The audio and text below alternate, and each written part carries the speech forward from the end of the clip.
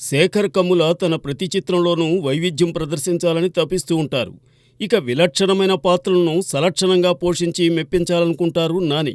వీరిద్దరి కాంబోలో ఓ సినిమా తెరకెక్కనుందని విశేషంగా వినిపిస్తోంది.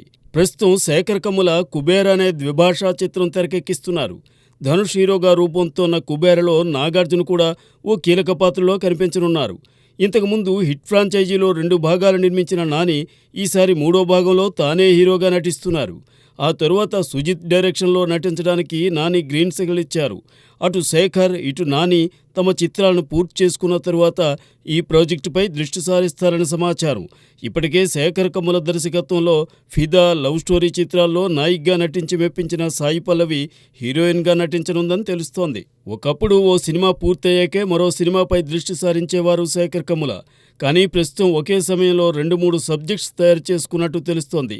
ధనుష్తో కుబేర తీస్తున్న శేఖర్ ఆ సినిమా కాగానే మరో చిత్రాన్ని కూడా ధనుష్ హీరోగానే రూపొందించాలని ఆశించారట. కానీ ధనుష్ ఇతర కమిట్మెంట్స్ ద్వారా అది ఇప్పట్లో లేనట్టే అని తెలుస్తోంది.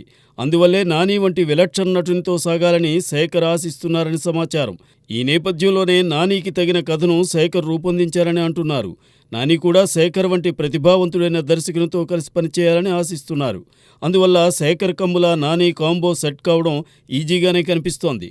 అదే సాకారమైతే తప్పకుండా ఓ మంచి చిత్రం ప్రేక్షకుల ముందుకు వస్తుందని సినీ జనం భావిస్తున్నారు. ఏమవుతుందో చూడాలి.